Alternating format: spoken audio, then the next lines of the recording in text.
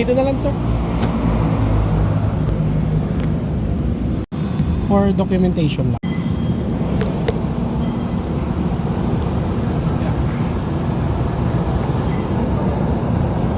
Ito po yun, yung iPhone.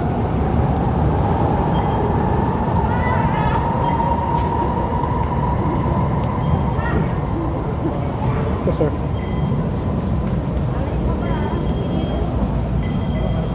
Then, ito po yung case niya. Sorry sir, medyo pause ako.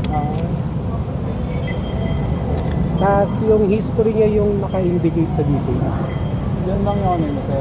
Opo, nung ibabalik ko na, pag-charge ko, yung nag-slowly fade siya. Tapos yun na, hindi na siya bumubukas.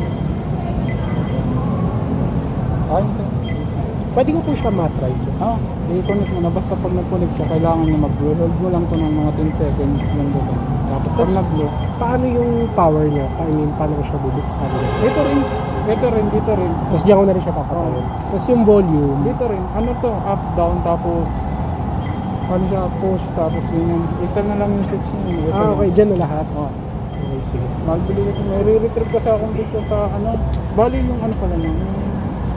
Yung password dito, ilang 6. 6 Yun lang naman, sir.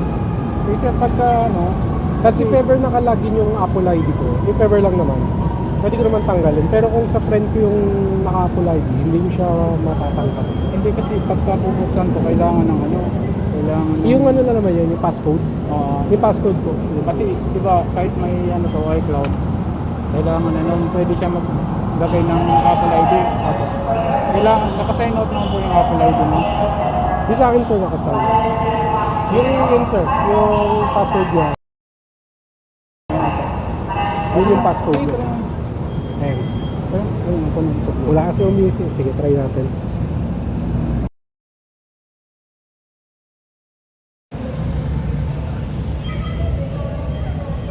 Okay.